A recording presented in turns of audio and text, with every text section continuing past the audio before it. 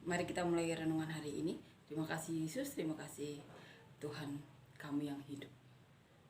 Terima kasih untuk anugerah-Mu, hari yang baru, berkat yang baru, penyertaan-Mu yang selalu ada bagi kami. Terima kasih Yesus untuk kesempatan ini, Yesus. Kami mendapatkan hari yang baru untuk bisa melakukan apapun yang Kau mau, Tuhan. Untuk kami lakukan, untuk bisa menjadikan kami selalu berkat bagi-Mu. Terima kasih. Dan saat ini kami akan melakukan renungan harian, kiranya Roh Kudus-Mu, hadirat-Mu memenuhi kami. Beracaralah Tuhan di renungan hari ini. Kami serahkan renungan harian ini hanya kepada-Mu dalam nama Tuhan Yesus. Amin. Kita akan mulai renungan harian ini.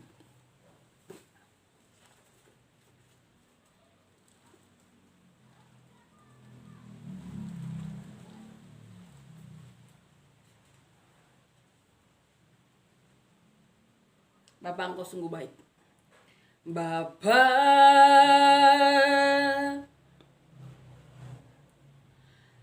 Engkau sungguh baik. Kasih-Mu melimpah di hidupku. Bapa,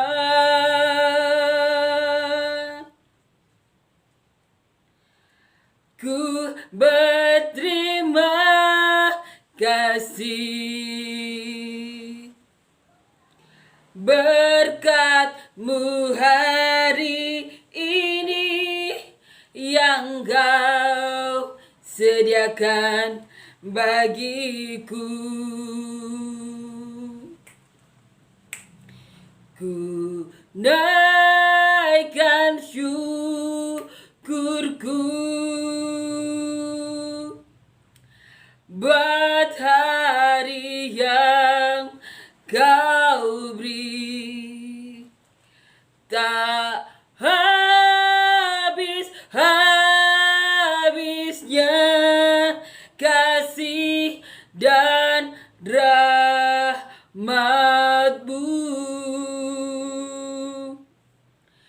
Selalu baru dan tak pernah terlambat pertolongan-Mu. Besar setia-Mu di sepanjang hidupku. Amin. Hari ini kita akan baca ya di Matius dan Lukas.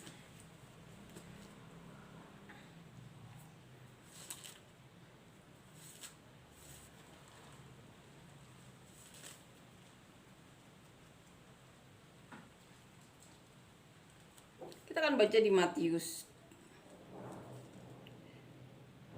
pasal 12 ayatnya 38 sampai 42. Ditulis juga di Lukas pasal ke-11 ayat 29 sampai 32. Kita akan baca. Matius 12 ayat 38 sampai 42, judul perikop tanda Yunus.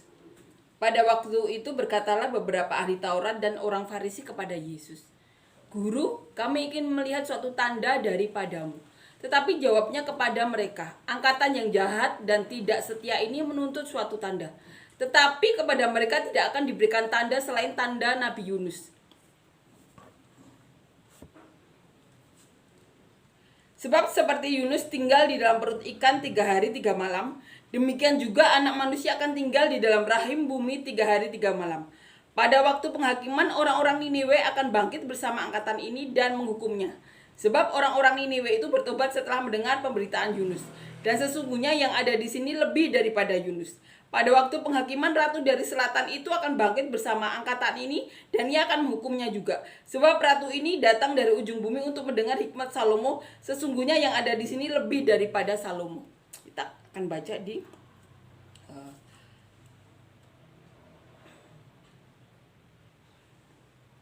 Lukas 11.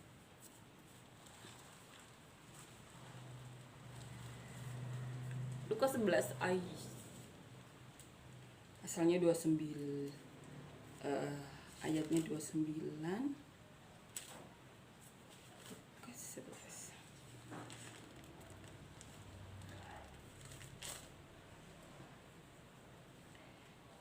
Tanda Yunus, Lukas 11 ayat 29 sampai 32. Ketika orang banyak mengerumuninya, berkatalah Yesus, angkatan ini adalah angkatan yang jahat. Mereka menghendaki suatu tanda, tetapi kepada mereka tidak akan diberikan tanda selain tanda Nabi Yunus. Sebab seperti Yunus menjadi tanda untuk orang-orang Niniwe, demikian pula lah Anak Manusia akan menjadi tanda untuk angkatan ini. Pada waktu penghakiman, ratu dari selatan itu akan bangkit bersama orang dari angkatan ini dan ia akan menghukum mereka.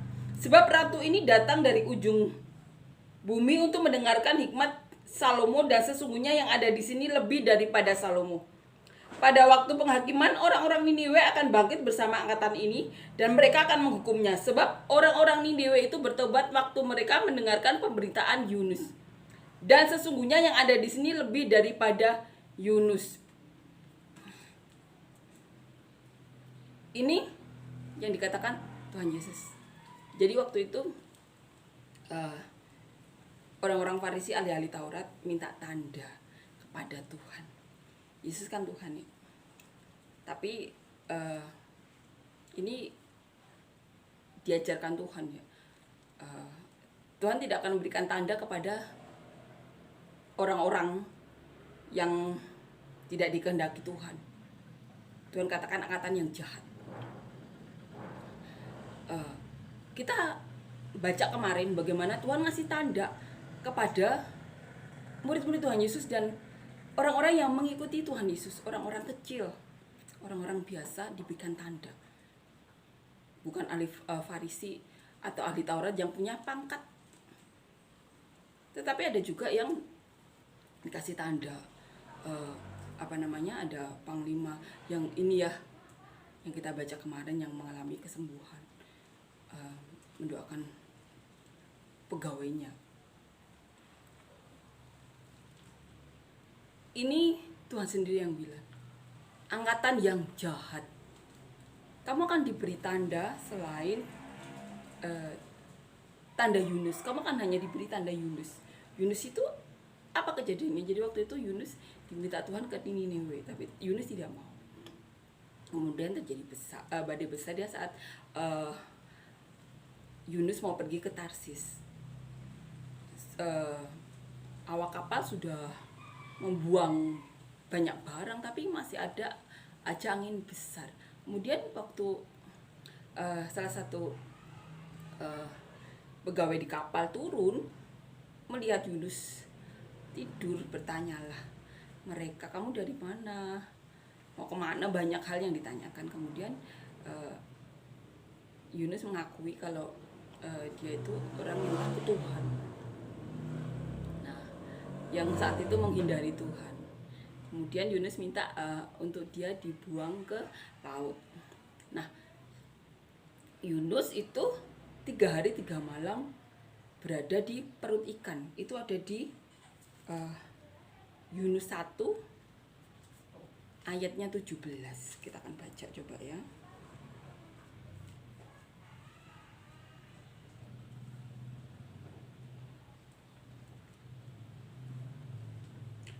Yunus 1 ayat 17. Maka atas penentuan Tuhan datanglah seekor ikan besar yang menelan Yunus, dan Yunus tinggal di dalam perut ikan itu selama 3 hari 3 malam lamanya.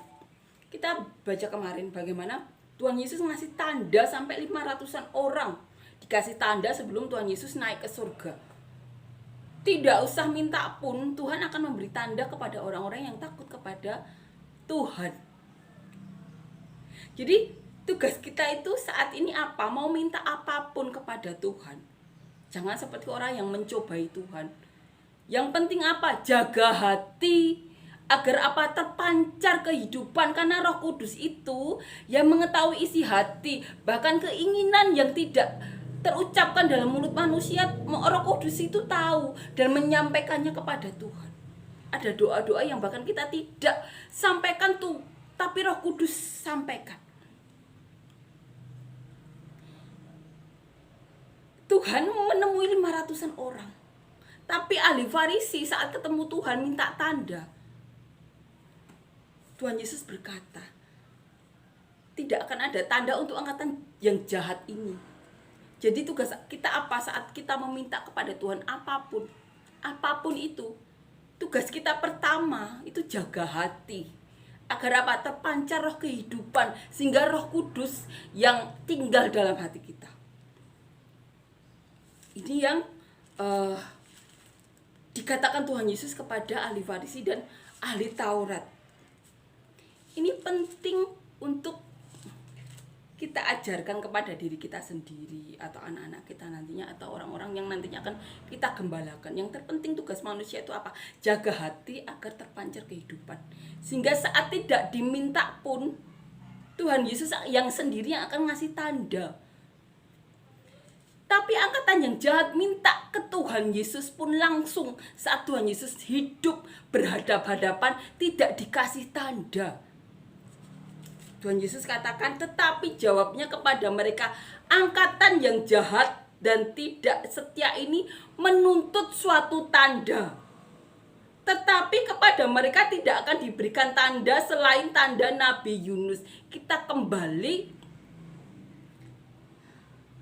garis bawahi, angkatan yang jahat dan tidak setia ini menuntut suatu tanda. Tetapi kepada mereka tidak akan diberikan tanda selain tanda Yunus. Banyak yang dikasih tanda. Bahkan saat Tuhan Yesus mau naik ke surga, 500-an orang dikuatkan Tuhan. Tidak minta pun saat kita menjaga hati, Tuhan kasih tanda.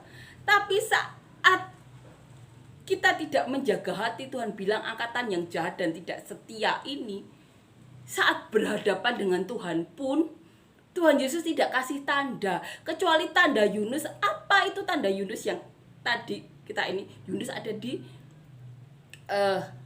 perut ikan 3 hari. Begitu juga Tuhan Yesus.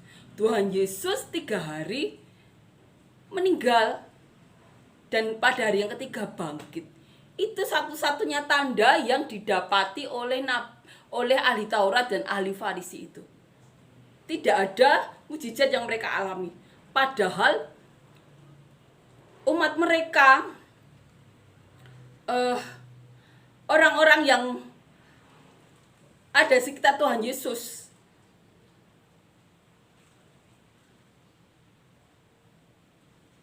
itu mendapatkan mujizat. Orang sakit sembuh, buta bisa melihat, tuli mendengar, orang kusta sembuh. Tapi mereka tidak mendapatkan mujizat dari Tuhan. Karena Tuhan menyebut apa? Angkatan yang jahat dan tidak setia ini. Jadi tugas kita sebagai manusia apa yang pertama? Untuk bisa mendapatkan Roh Kudus. Untuk bisa mendapatkan tanda dari Tuhan, jaga hati. Jaga hati. Karena Roh Kudus itu menyampaikan kepada Tuhan hal-hal yang saat kita berdoa tidak tersampaikan, Tuhan Roh Kudus tahu. Roh Kudus yang menyampaikan kepada Tuhan. Jadi jaga hati. Jaga hati agar apa? Roh Kudus itu bersemayam di hati kita. Jadi saat kita tidak bisa berkata-kata, Roh Kudus yang menyampaikan kepada Tuhan. Amin ya. Kita akan baca di bawahnya.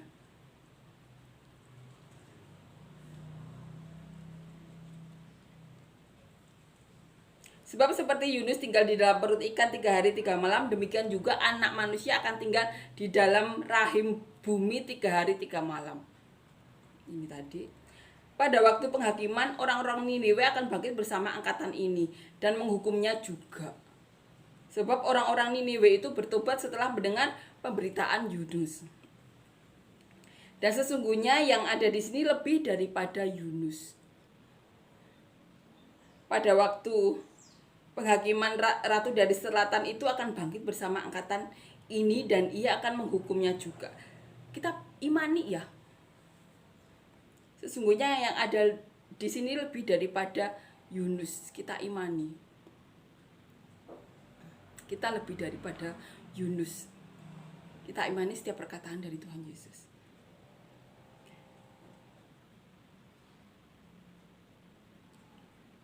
Ratu dari selatan itu akan bangkit bersama angkatan ini dan ia akan menghukumnya juga. Sebab ratu ini datang dari ujung bumi untuk mendengar hikmat Salomo. Dan sesungguhnya yang ada di sini lebih daripada Salomo. Amin ya. Kita adalah apa? Ahli waris surga, ahli waris kerajaan surga. Itu yang terpenting. Yang terpenting dari semuanya itu adalah surga. Surga itu harus kita dapatkan. Saat kita di bumi kita bisa menjadi saluran berkat bagi Tuhan, puji Tuhan. Tapi yang terpenting apa? Saat kita selesai di dunia ini, surga yang kita dapatkan itu adalah tujuan kita. Tujuan kita. Kita melakukan apapun yang menjadi kehendak Tuhan, kita lipat gandakan talenta-talenta dalam diri kita. Kita menjadi saluran berkat bagi Tuhan. Maka kita akan disebut apa?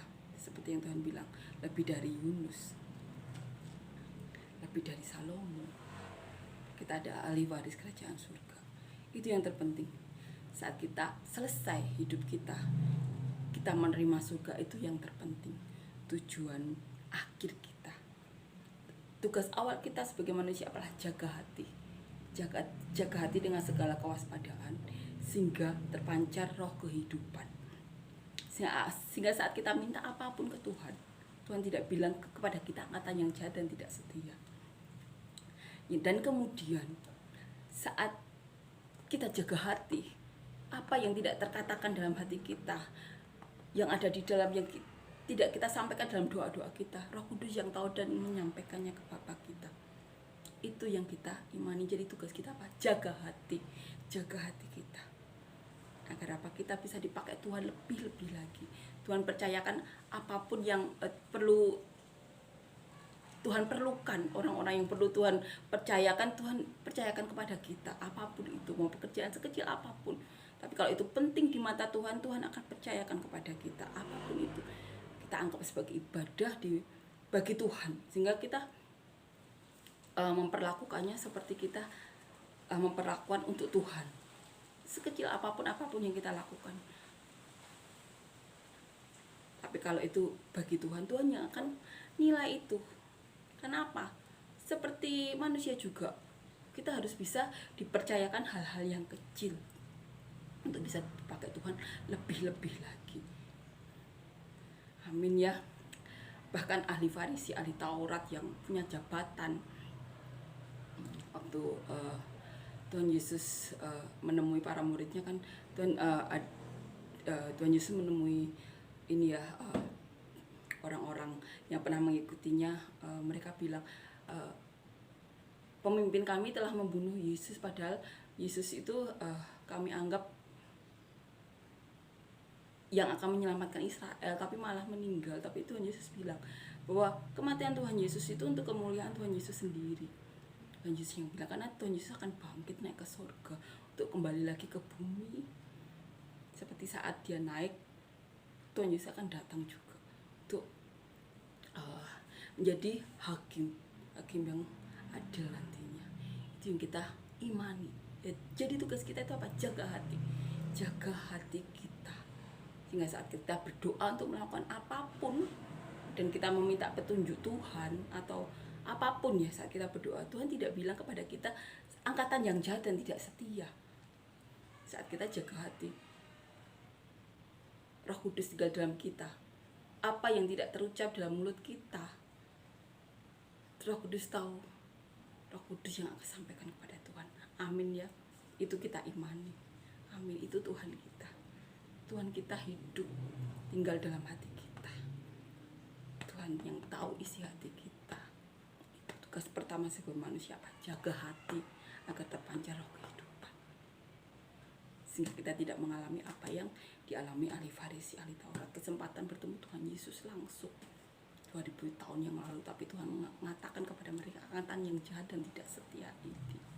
Amin ya. Ini benar-benar menjadi pelajaran bagi kita untuk mendapatkan surga, tujuan akhir kita. Amin ya. Kita akan nyanyikan lagu yang kedua.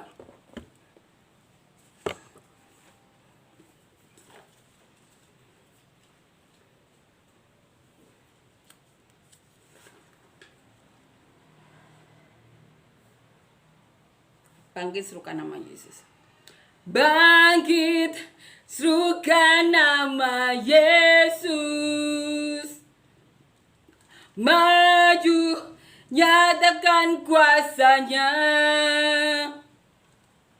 Kita buat iblis gemetar, kalahkan tipu dayanya dengan kuasa namanya. Nama Yesus, menara yang kuat. Nama Yesus, kota benteng yang teguh. Nama Yesus, kalahkan semua musuh. Nama Yesus di atas segalanya. Amin. Amin ya. Terima kasih Yesus, terima kasih Tuhan untuk perkataan-Mu yang kami dengar hari ini. Untuk mengajarkan kepada kami Tuhan, untuk menjaga hati kami, sehingga saat kami meminta berdoa atau meminta tanda apapun Tuhan, Kau tidak berkata kepada kami, angkatan yang jahat dan tidak setia ini, tapi Kau katakan bahwa kami ada lebih dari Yunus dan lebih daripada Salomo. Amin Yesus, amin Tuhan, terima kasih Tuhan. Kiranya setiap perkataan-Mu ini Yesus dapat menjadi benih yang baik untuk kami taburkan ke dalam hati kami yang telah Kau jadikan tanah yang baik, sehingga dapat bertumbuh berakar kuat, berbuah lebat bagi kemuliaan-Mu, untuk memberkati kami dan orang-orang sekitar kami sampai ke ujung bumi seperti yang Kau mau. Dan kami juga berdoa Tuhan, setiap proyek atau pekerjaan apapun yang kami lakukan, biarlah Yesus kami memperlakukan apapun yang Kau titipkan kepada kami seperti ibadah kami bagi-Mu Yesus, sehingga setiap proyek atau pekerjaan kami Tuhan,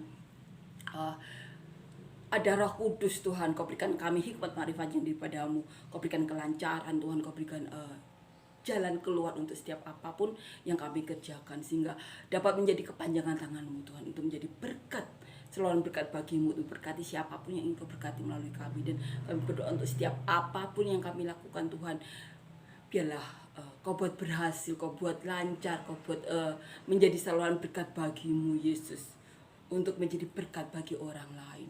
Dan kami juga berdoa Tuhan untuk setiap orang yang sakit, Kau berikan kesembuhan, Kau berikan hikmat marifat yang benar-benar daripada-Mu. Dan setiap orang yang rindu memiliki anak Tuhan, Kau berikan momongan yang benar daripada-Mu. Kau buka pintu-pintu rahim kami, dan siapapun yang ingin menambah momongan Tuhan, berikan juga Yesus momongan yang daripada-Mu Tuhan. Buka pintu-pintu rahim kami semuanya, berikan kami hikmat marifat yang benar-benar daripada-Mu. Mujizat masih ada, kami percaya itu. Dan kami juga berdoa Yesus untuk siapapun yang rindu memiliki pasangan hidup, berikan kami pasangan hidup yang benar-benar daripada-Mu, pasangan hidup yang Kau pilihkan bagi kami, pasangan hidup yang takut akan Kau, sehingga dapat membawa kami lebih dekat lagi kepada-Mu, sehingga kami bisa menjadi saluran berkat-Mu Tuhan, untuk menjadikan keluarga kami Tuhan benar-benar